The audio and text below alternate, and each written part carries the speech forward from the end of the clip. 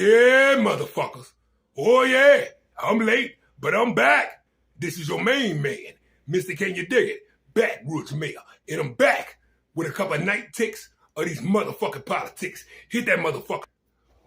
Oh, look, America. Donald Trump, out of every motherfucking president in the world, he showed his punk ass up at the Supreme Court thinking he finna get birthright citizenship counsel. They scarred his ass. Now put the handcuffs on him. Lock it. How does this work? Are you suggesting that when a baby is born, people have to have documents, present documents? Is this happening in the delivery room? How are we determining when or whether a newborn child is a citizen of the United States under your rule? You say that the purpose of the 14th Amendment was to put all slaves on equal footing, newly freed slaves on equal footing, and so they would be citizens. But that's not textual. So how do you get there? I get the point. Thinking about, gee, European countries don't have this, or most other countries, many other countries in the world don't have this. Doesn't that? I guess I'm not seeing the relevance as a legal, constitutional, interpretive matter. Oh, look, America. Donald Trump just wrapped up a disaster-ass motherfucking speech where he made fun of his own motherfucking vice president, J.D. Vance. Same J.D. Vance who made love to a couch, who said he was gay. Now he not gay. Lock his ass. So we got to do it again, but the White House, including Vice President J.D. Vance, I think J.D. is J.D. here? Where's J.D.? Oh, J.D. He's lost weight. He got a little thinner, and I'm looking for a heavy-set gentleman, and now I find a perfect looking specimen. He's doing a great job, and he's working on the deal, right? How's that moving? Is it okay? The big deal? You see it happening? So if it doesn't happen, I'm blaming J.D. Vance. If it does happen, I'm taking full credit. No, I think it'll be. I think it has to happen. I think they're desperate.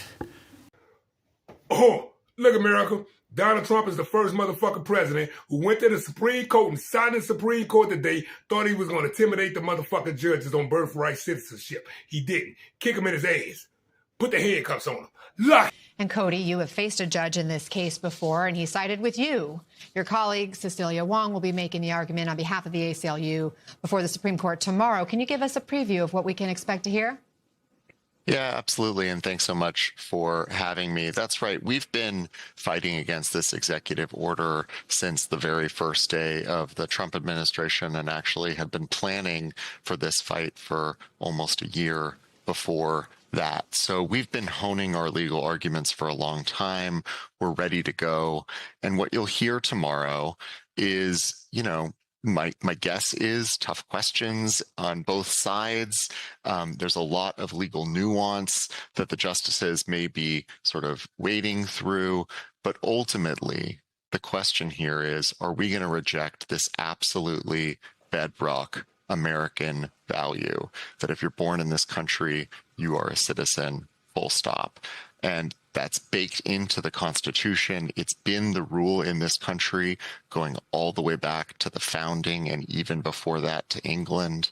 And as has already been discussed, it's the rule that the Supreme Court adopted in Wong Kim Ark and has reiterated a number of times since then.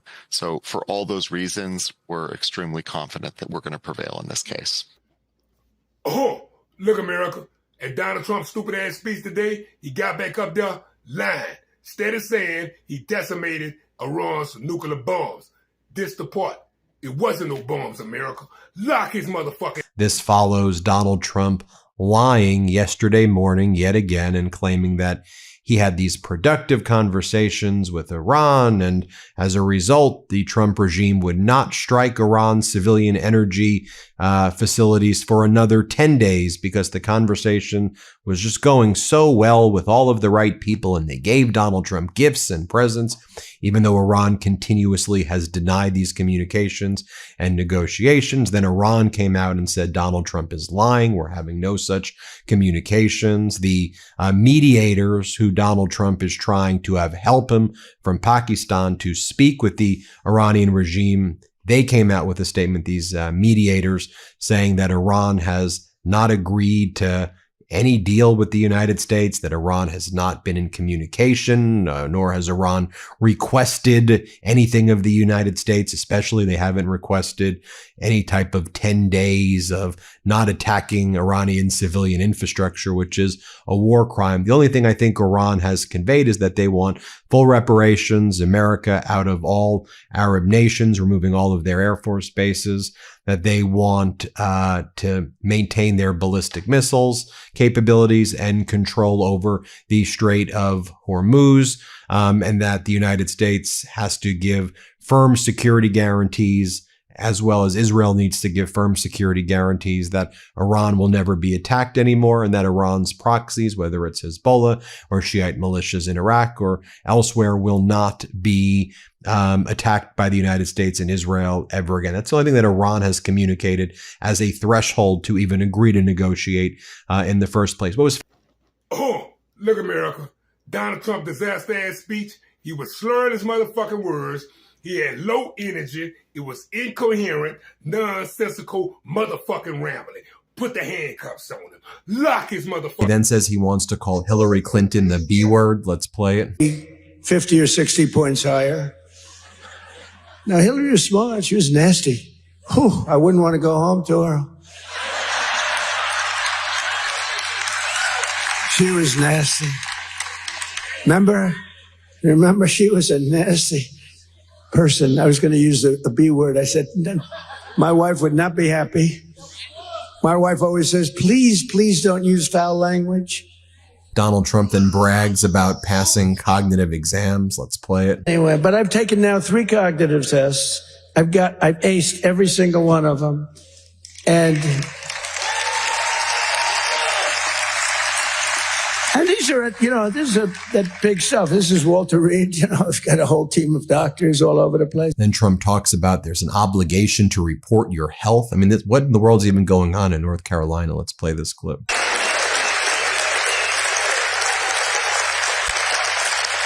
But we have I think we have an obligation to, at least report your health.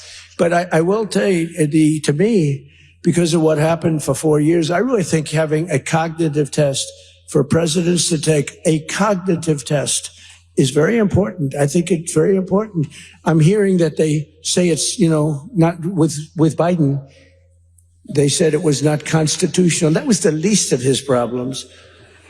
But I think it's very important that a president or people running for president and vice president take a cognitive test. I mean, I think it's a very important thing. I don't know. They say you shouldn't do that. It's unjust. It's not constitutional. They say all these things, but I do. I really believe that under Trump. Oh, look, America. Donald Trump said that the fallen soldiers who died in Iran families told him, please, Mr. President, finish the job. America, the family said no such thing. Lock it.